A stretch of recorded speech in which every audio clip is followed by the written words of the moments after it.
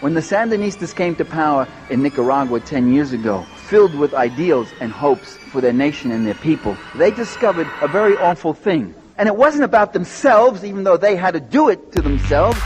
It was about that capitalist encirclement. They discovered that they needed a secret police. They discovered that they needed a security police. Because all around them, coming in from two borders and within their own society, were acts of sabotage, espionage, attack, mercenary invasion, and the like. And they understood that if the revolution was going to survive, it would have to build up instruments of state power, instruments of coercion even.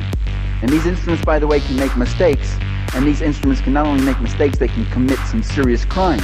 If there had been no invasion, if there had been no espionage, if there had been no attack, if there had been no white guard armies burning villages, there wouldn't have been a Red Army of that size. There wouldn't have been a Stalin, there wouldn't have been a KGB. If there hadn't been a CIA, there wouldn't have been a KGB. If there hadn't been a NATO encirclement, there wouldn't have been a Warsaw Pact.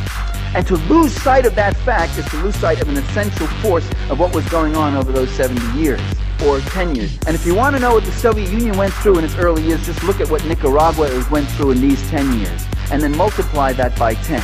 Every single one of those countries was targeted. They were targeted by missiles, they were targeted by acts of espionage, they were targeted by, as I say, economic embargo and all sorts of other forms of aggression. They were targeted by incredible propaganda barrages and the like.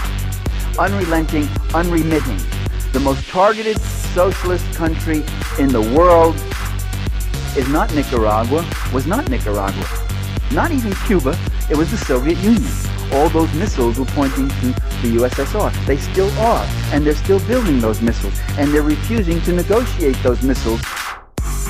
Mercenary armies, destruction of the productive facilities of society, more invasion, more sabotage, economic boycott, economic embargo, monetary embargo, technological embargo.